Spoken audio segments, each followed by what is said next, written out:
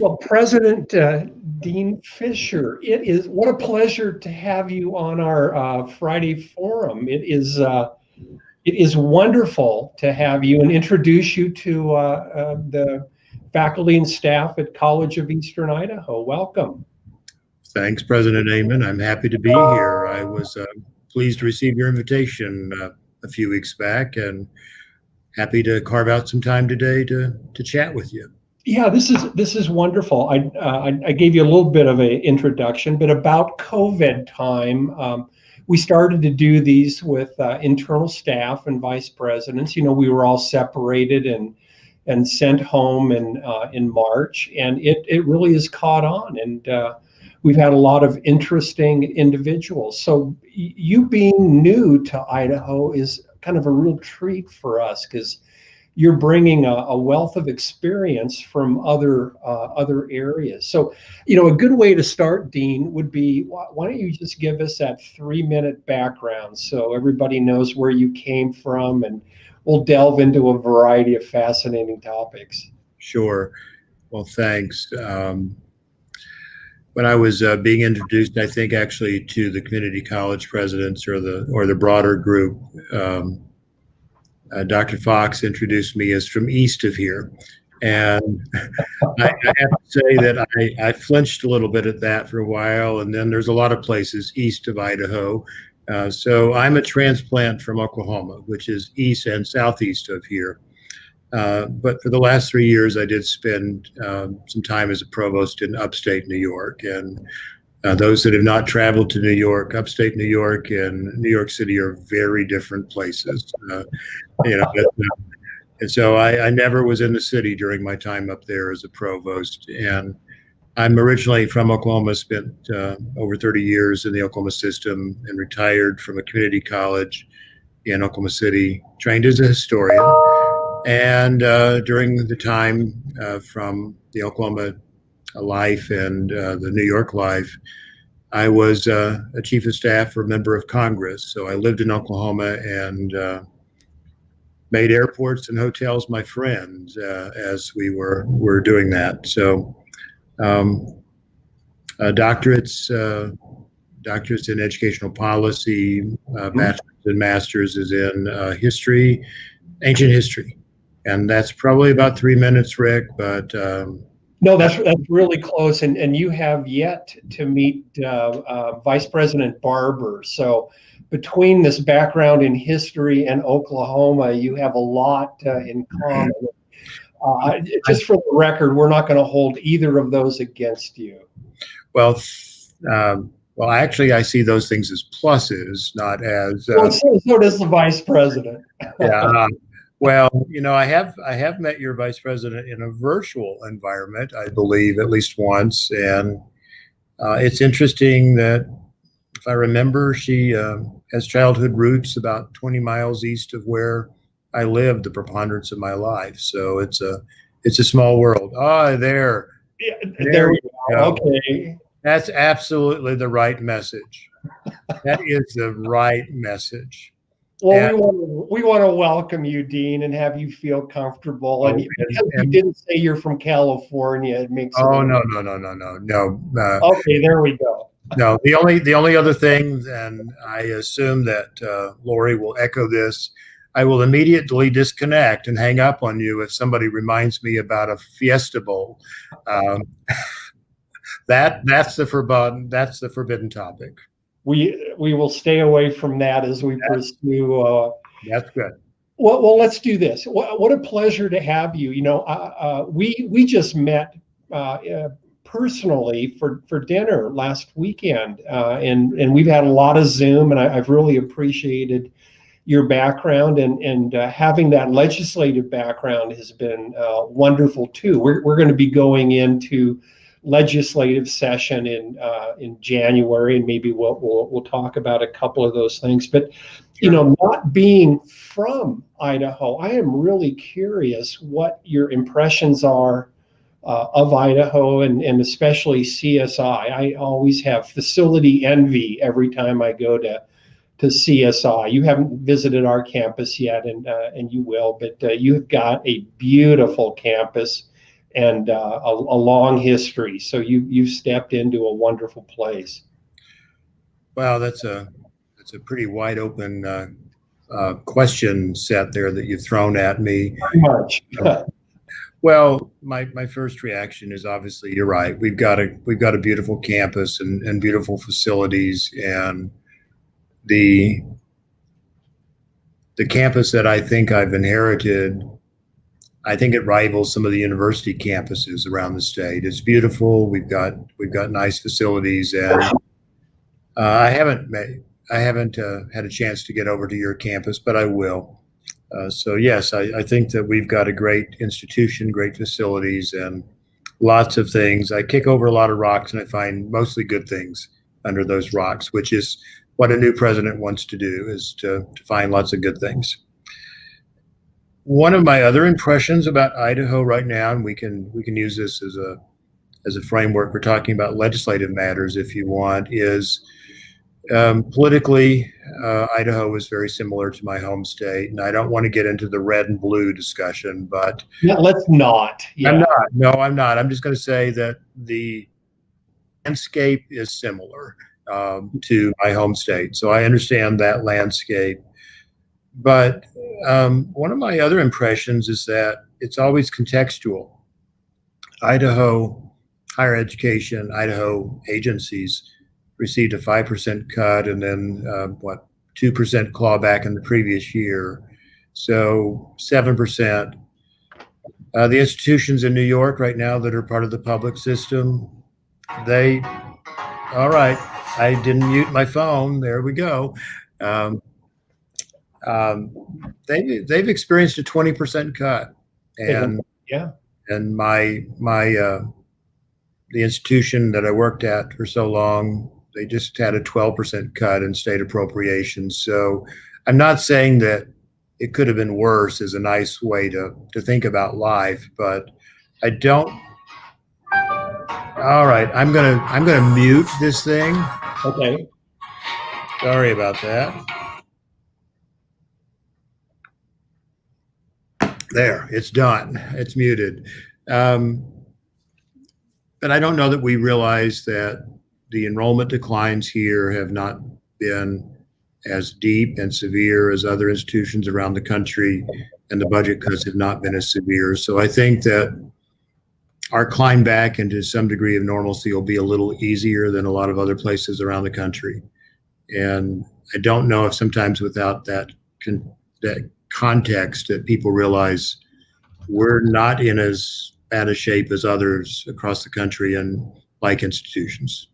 You know, I really like that. That's one of the advantages of having a president come from another system, that some things are better, some things are worse. It is going to be interesting in this upcoming legislative session. You and I both know that there is potentially a budget surplus. Now, right. We'll see if that actually comes to be. It's a projection, but maybe that 5% could be reinstated. I'm hopeful as well.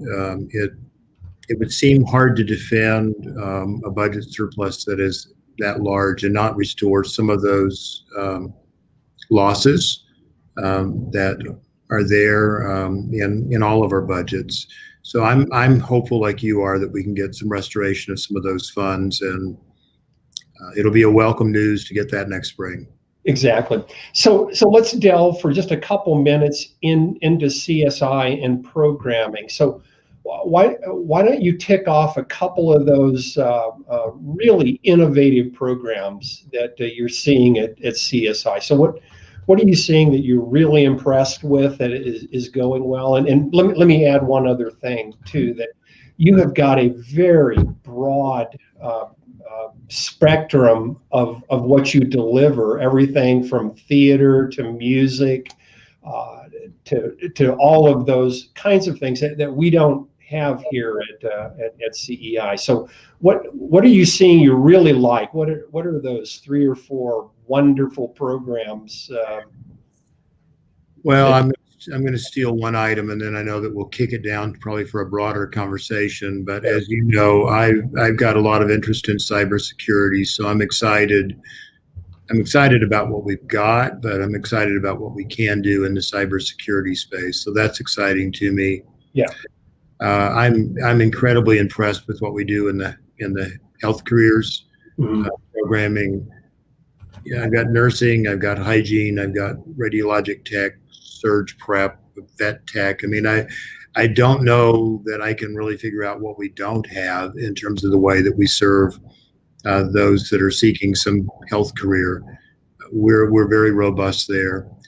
I'm excited about some of the things that we're exploring in fire science and emergency management that I believe the four community colleges can do collaboratively across the system.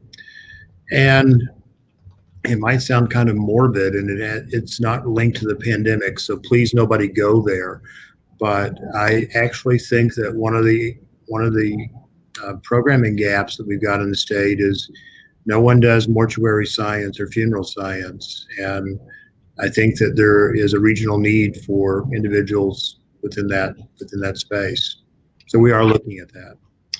Actually, that is true, and that's one of the beauties of a community college is, in some respects, we do the same things, all the transfer, a lot of that, but then we take on the complexion of the region. So, how would you describe the complexion of your region? And I guess a lot of this is CTE, but what are you seeing in Twin Falls, Magic Valley? Well, in terms of CTE in particular, I think we've got, I believe we have a strategic opportunity to explore Ford Automotive Technology curriculum. Yeah. We've got a long established, very settled partnership with General Motors, and we do much there to train technicians through the Intermountain West. From Canada's border to Arizona, out in the Intermountain West, there is no Ford-supported program, and I have the advantage that the Fords have a second home. The Fords have a second home up in Haley, up in Blaine. Yeah, well, I didn't know that until earlier, and Right. I found out that we might be able to get into a conversation directly with the Ford family. So, we're looking at it. Frankly, it's not a matter of, I think I could figure out how to do the faculty resourcing, and if we could get the Ford curriculum, it's infrastructure there. I know you said you've got facilities envy, but I've only got so many auto bays, and I'd have to figure that one out. But I love those kinds of challenges because those are the good challenges. Those are the good challenges, and you and I have had several conversations about cyber, and I appreciate that you've got a robust background in it. So one of the things we've committed to, and we've talked about the SOC, Secure Operations Center, within our President's Leadership Council. Where do you think you're going to be? I don't know if you can predict when you'd have lights blinking in the SOC for CSI. It's a great question, Rick, and I'm not sure that I know. What I did when we sort of got the conceptual framework for the SOC is I got out of the way and Sure. asked Dr. Schwartz, our provost, and our dean of CTE and others to begin working on it. So I know that we will have lights blinking. I know we will have a SOC.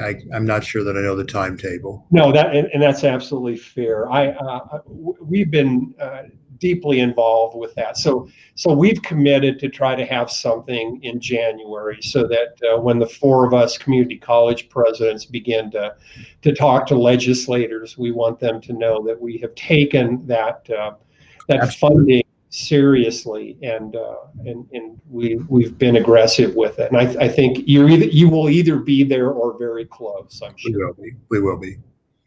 My CIO is envious of the SOC and wants to use it, and I've reminded him it's an instructional space. So I think it's being envied on our campus. What it'll do. Well, that's good that people want to get into this, and indeed, they're not very expensive. We could end up with a couple of these and serve a variety of masters with them. Sure. I think those are good ideas. So you are getting to know the three of us as community college presidents. So two questions. One would be, what do you think about us as Idaho Community College Consortium, the four of us, and what do you think of the eight of us when we include the four universities? What's your impression? Wow, this is such an opportunity for me to be so harsh and mean. Oh, you wouldn't do that. We're recording, Dean. No, I know, and I can't. I can't. No, no. Well, I guess my first is to go back to my perspective. The state of Oklahoma, we've got about 3.3 million residents in that state. So think about a state that's maybe about twice the size of Idaho in population. And somebody out there in the cyber world is going to Google this and find out that I'm giving you the wrong number. But I think there's close to 30 institutions of higher education public in Oklahoma. So frankly, one of the things that I appreciate about the eight is that we've not overbuilt the system. I think that there's 8 institutions. That's what can serve this state well, but there's not been a tendency to just build everywhere a new college and a new campus, which I frankly appreciate, because the level of cooperation diminishes as the level of competition increases. And so I think that I think 8's the right number. Yeah, I can't say enough nice things about the two Ricks and Bert. I mean, I think we've got nice energy amongst us. I think we complement each other. I think we've got different skill sets when we're solving problems. Mm-hmm. And I'd like to think, I guess I'd have to get into the heads of everybody and you'd have to get into my head, but I actually think we like each other, although we've not met each other in person other than, well, I've met Bert as well in person. Right. The other guys, that takes a bit of a hike to go see, but Kurt away. It's snowing up there now too. Yeah, well, so I think that we get along well, and I can't say that I've seen the collegiality that I see among the four of us very often in my career, which I like. And I think the same is true with the 8. I think that the 8 presidents get along well. I think we seek areas where we can create wins. And at least so far, it seems like everyone wants to focus on the win for Idaho rather than the win for our own institution.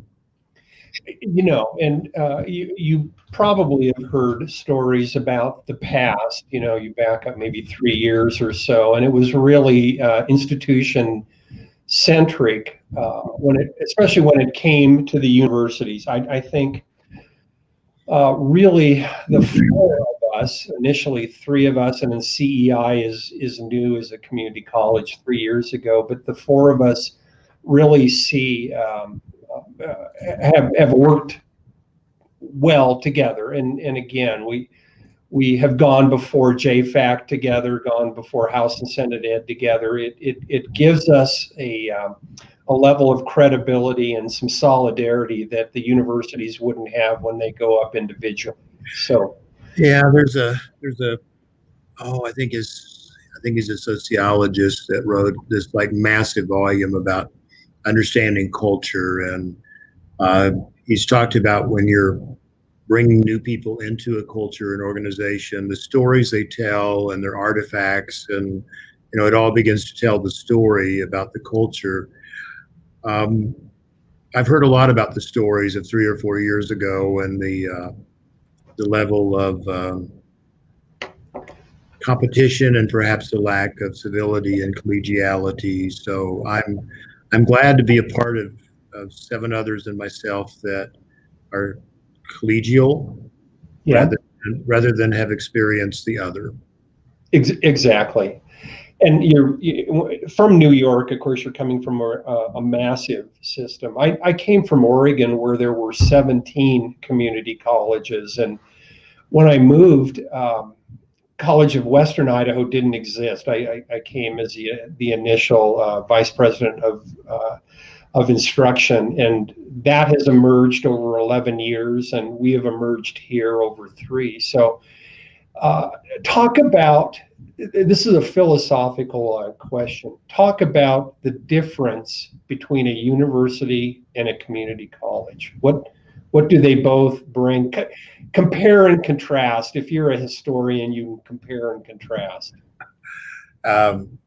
We do offer a lot of essay questions that say compare and contrast. So of course you do. I'm familiar with that approach. Yes. Community colleges, what I appreciate most is that we are nimble. We're tied very close to the community. And I'd like to think that we are always focused on being student ready. And so frankly, I like the fact that we embrace learning for all rather than embrace learning for some. Elitism is antagonistic to my core philosophy. So anybody that talks about, they need to figure it out, college isn't for everyone, those are hot buttons with me in terms of the way that I think about the worth of every individual. Frankly, Rick, I'm also on a quest, and I probably will be retired and never realize this quest. But I'd like for the way that we talk about students to somehow evolve, so that our language doesn't talk about community colleges as somehow a last resort, or I'd love to end that conversation. I'd also like to ban the word remedial from all of our nomenclature. The very definition of remediate is to fix something that's defective, and our students are not defective. And it would be, it would be pleasing to me if we could focus on being student-ready institutions rather than talk about deficit models for our students. So I think that community colleges, by and large, focus on being student-ready, being agile, and frankly, keeping students at our focus. That doesn't mean universities don't do it. It means that they are much more like a battleship turning in the water.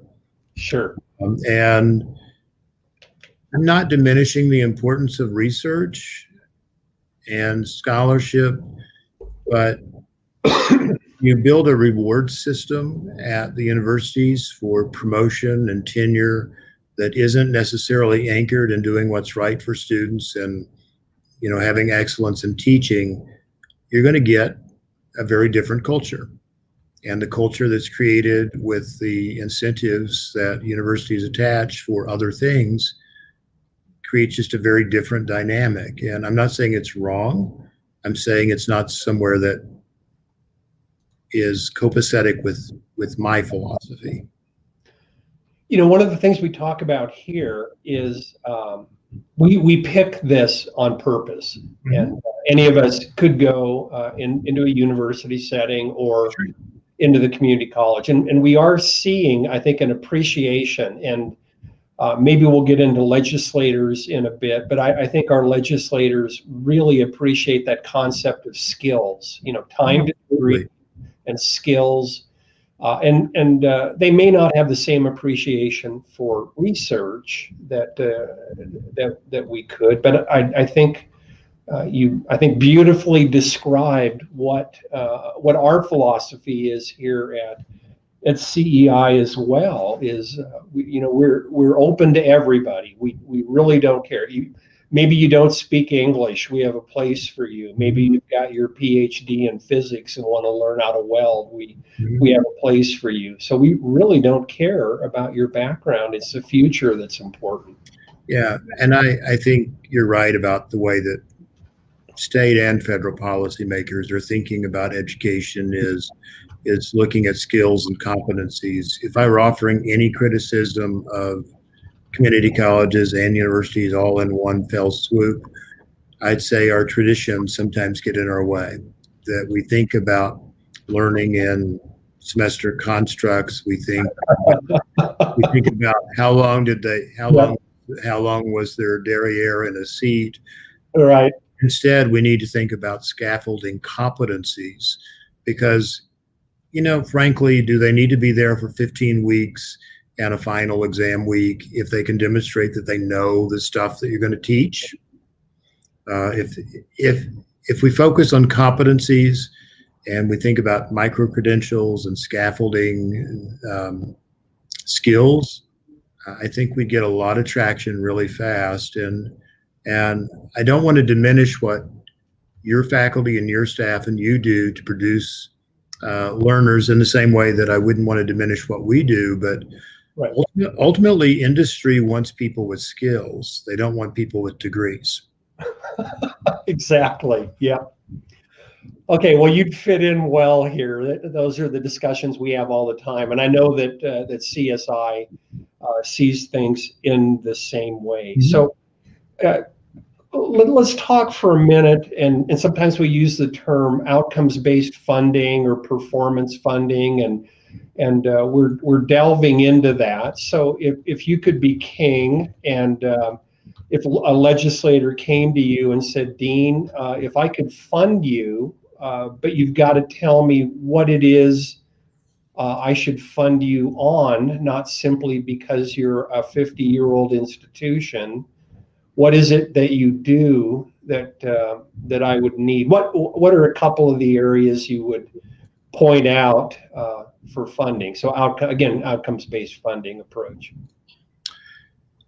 Yeah, I struggle with this one. I'm trained as a historian, so I know the way, because I sat in those offices as an advocate in Oklahoma, and listening on behalf of the member of Congress as a chief to these conversations. And I struggle with solely focusing on jobs and only jobs, thinking about we're only producing people for employment. Right. Because I'm a product of the liberal arts and I'm gainfully employed, and it's worked out just fine for me. So I don't want to say that the liberal arts is not a path to success. It's unclear to legislative folks that is the path. The other element I struggle with is that there's a lot of intangible benefits that accrue to society just by having people that are college educated. Absolutely. Life expectancy is greater, there's more stability in relationships. There's a likelihood that the going to college rate is going to increase because they're not going to be first generation to college students anymore. There's all kinds of things that accrue, but that's a hard sell. The sell is jobs. So I think, unfortunately, I'm going to have to say it would come back to what can we prove that we're doing to get people gainfully employed. They become what one senator, and we won't talk about specifics, but I know that you heard the same thing. These people are gainfully contributing Idahoans, that they're paying taxes, they've got a good stable job, and they're contributing. That's what people want. And so I think that within that environment, we're going to have to align ourselves to that. We can go down the road of talking about liberal arts for another decade, but I don't think we're going to win that argument. No, probably not. And I think all of us would agree that Associate of Arts, Associate of Science, that first 2 years transfer, those 2 degrees don't get you a job particularly. Right. And I think this is true of CSI. It would be true of us. I would imagine 2/3 of our students are transfer. So yeah, and I'm not diminishing the importance of transfer. Oh, no, I know that. I think it's just it's a longer time horizon. In a recent, it was either the Higher Ed Funding Work Group or a President's Leadership Council. I think it was the work group, where we were talking about this and looking at the link for those transfer students. It's just a longer time horizon. We're looking at transfer, more work at the university, and then some accessing of databases probably over in the Department of Labor that we don't have ready access to demonstrate that those students are getting jobs and they're paying taxes and they're contributing too. It's a lot easier with somebody that's a welder or registered nurse or, those kinds of programs. We do.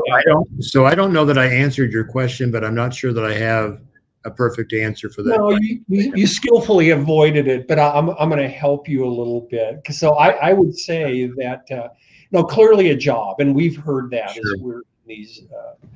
The other thing we do unique to the community college is transfer juniors, and we'd like to say here we would transfer a junior with no debt. So I know you would agree that we should be compensated on transferring those juniors to a university. From a legislator's perspective, that is very reasonable, and we do a lot of that.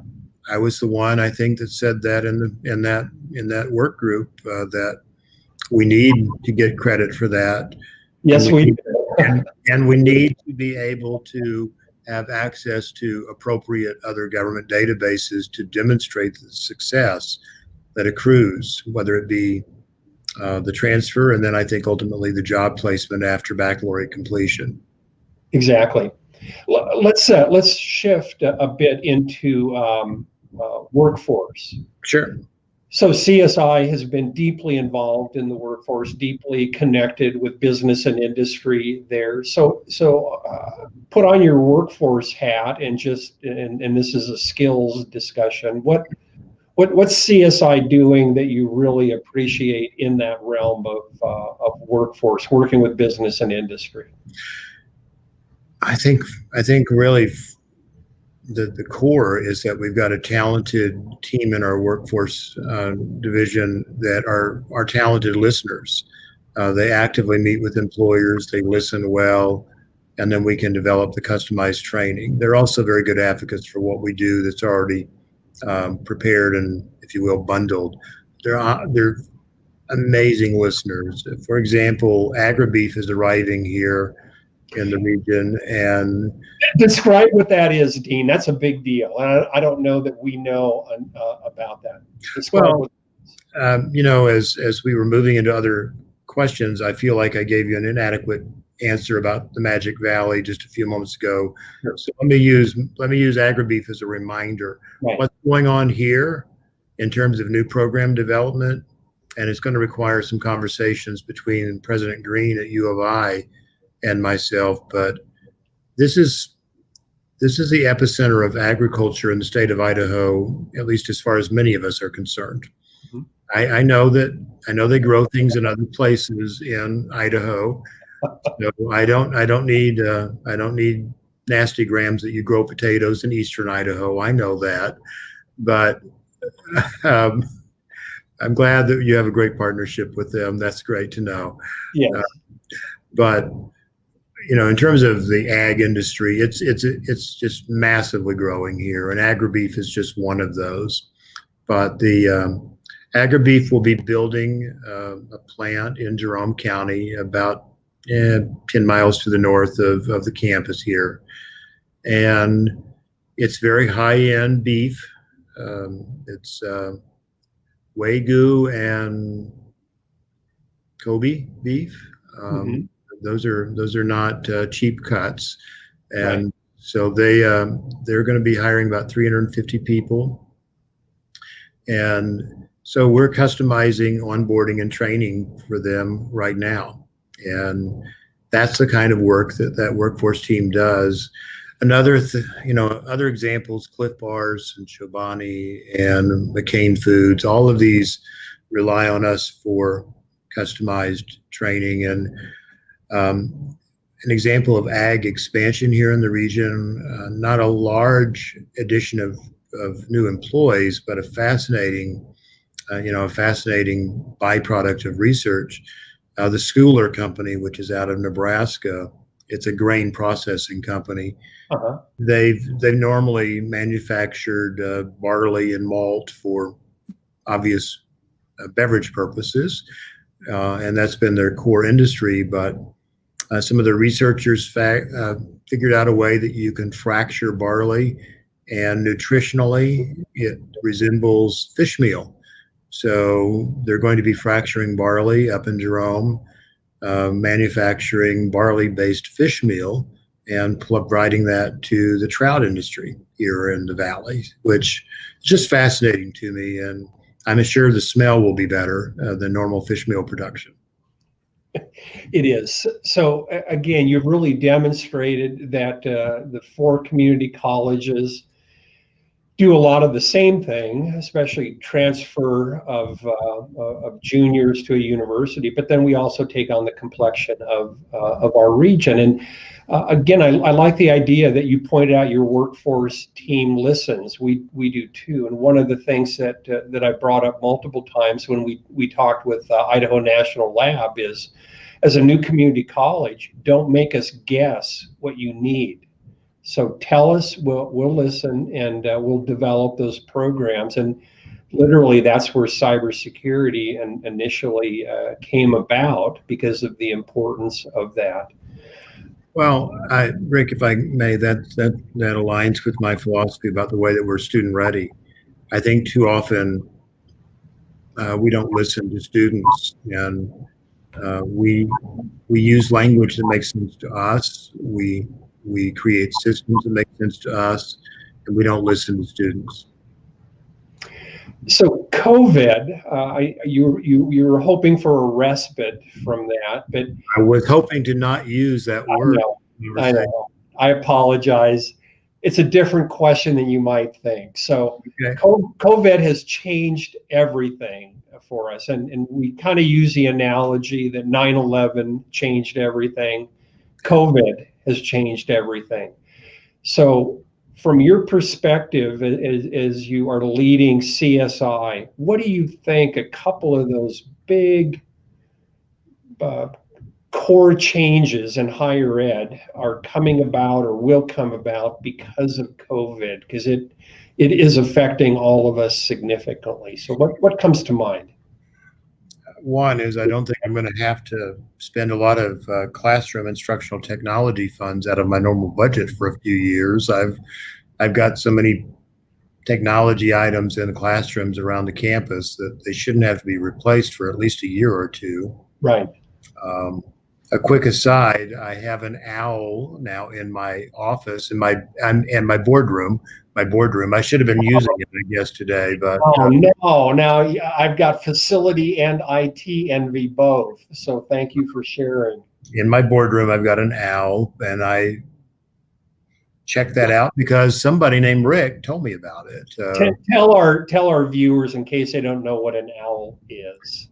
An owl is a device that you plug in that creates, it's a camera microphone setup that it's like a cylinder or a cone that has a camera and the microphone built in. And, you know, frankly, the reason I asked for it to be put in the boardroom is that when I've used that boardroom a few times and, you know, projected out on the screen, everyone looks like about the size of, you know, of that. And I have to look probably about that size because I'm using a personal device. But yeah, as far as COVID, one of my most immediate concerns right now is the anxiety levels and the stress levels that my folks are going through, and that's students, and that's faculty and staff. And so I'm trying to think what decompression looks like after COVID, so that we can manage the mental health of our students, faculty, and staff, because it's going to be a decompression from this. And so I've actually been reading about PTSD and to try and understand, you know, how do we help people decompress, because it will be. I've actually been talking with the local fire chief, because after we know that COVID is done and we're past the pandemic, I want to have one daggum big bonfire on my campus and throw all of these facial coverings on that and bring some closure to people on that. As far as pedagogy, I actually would believe that we might have a re-energized face-to-face desire, because I actually think in the past people wanted more online. I get the sense that people are missing community, they're missing gathering, they're missing being around each other. I think our students are going to be clamoring for more face-to-face rather than clinging to this. Right. I think there'll still be a space for online because of work schedules and family commitments, but I think we're going to see a massive desire to get back into the classrooms and do traditional instruction because we don't really know what we miss until we don't have it anymore. Dean, I think that's fair, and I would imagine that. I think for us, we because we were forced into it, recognize that for some positions, remote work is a possibility, and that's always difficult for us to envision in a traditional realm. But that opens up some interesting opportunities. Yeah, and I hate to talk about facilities because you're going to think I'm just trying to rub it in, but you're rubbing it in before you. Yeah, that's right. I'm rubbing it in.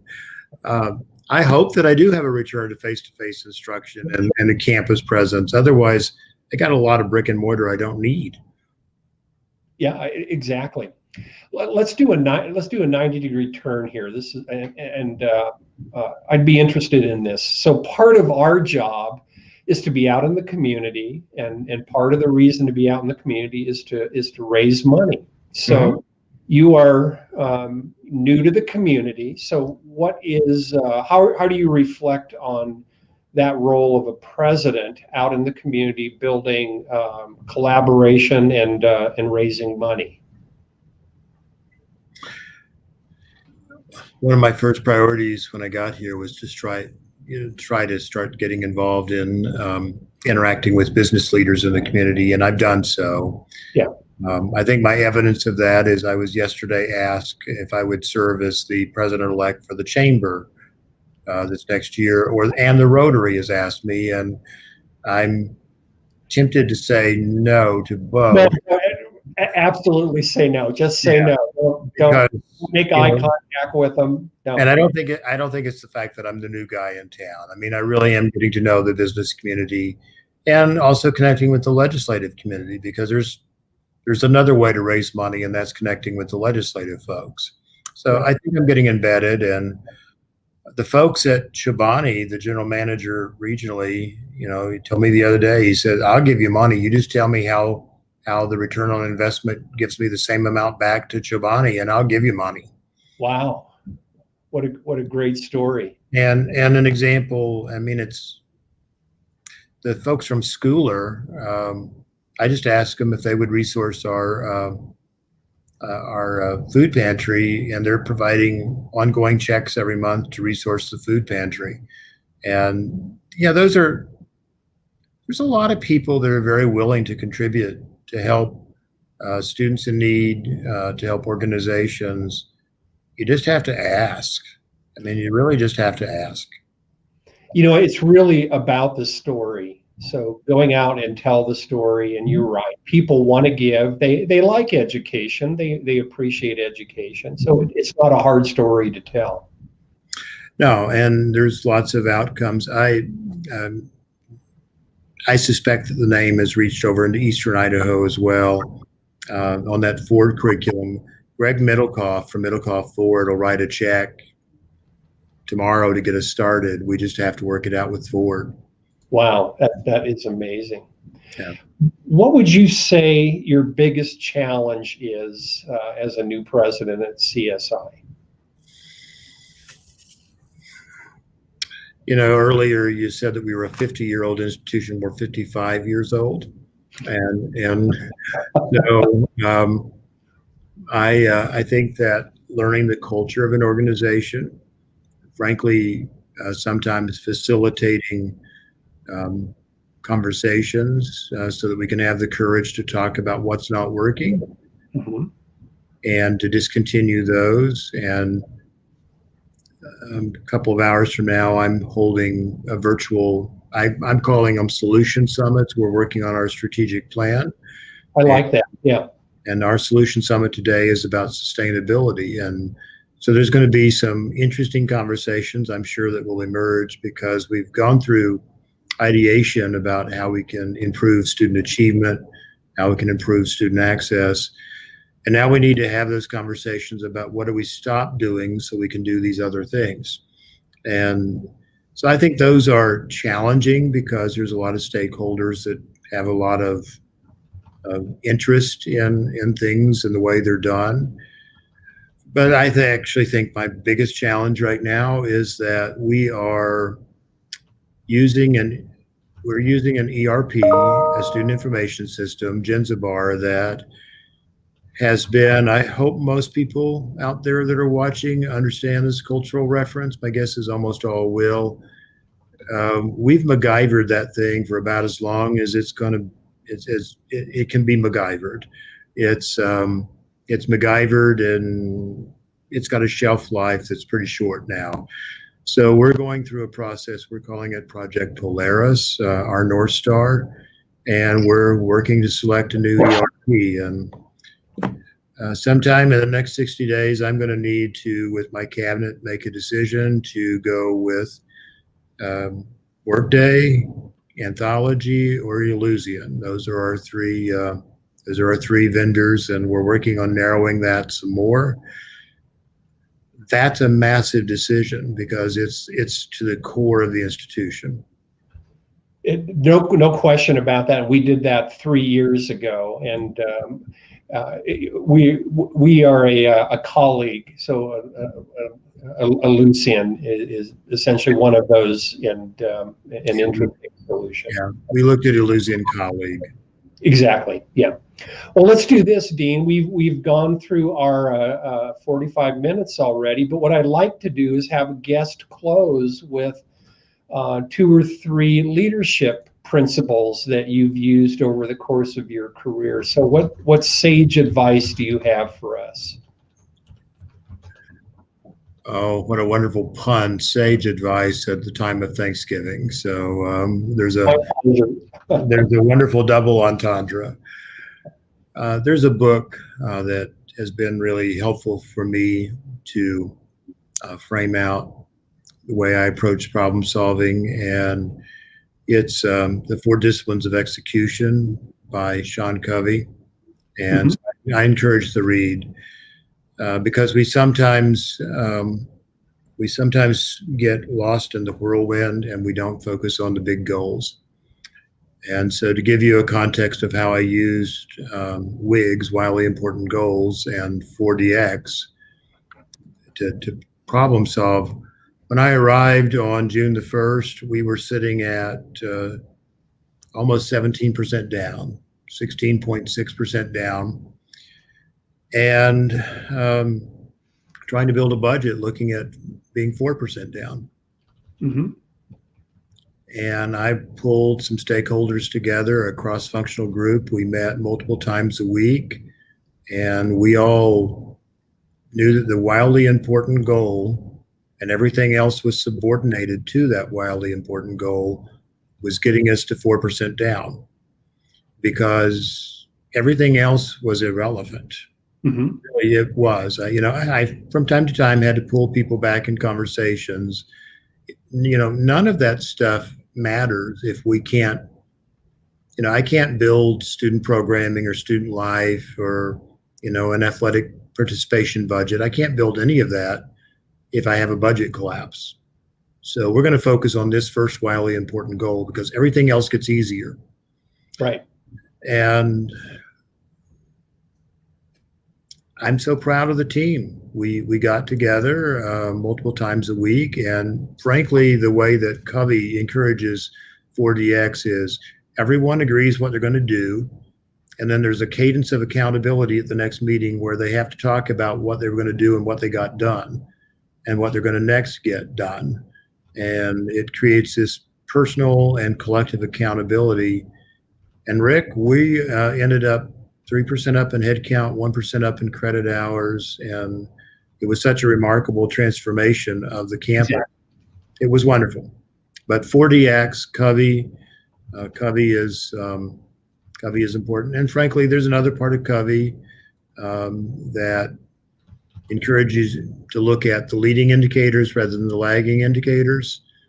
Right. What are the things that you can spot along the way that would tell you there's a problem, as opposed to, oh my gosh, we've got an enrollment collapse and it's August 25th.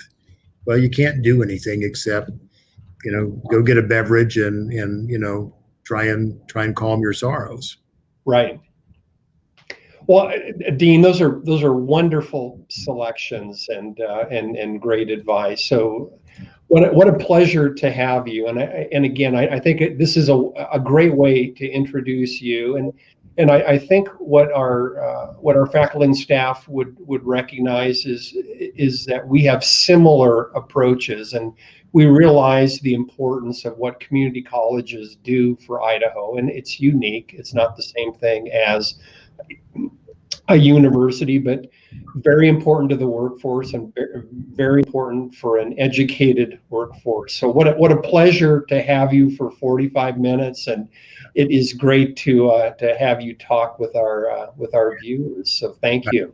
Thank you, Rick. May I entertain myself with personal prerogative for 10 seconds? Of course. Lori Boomer.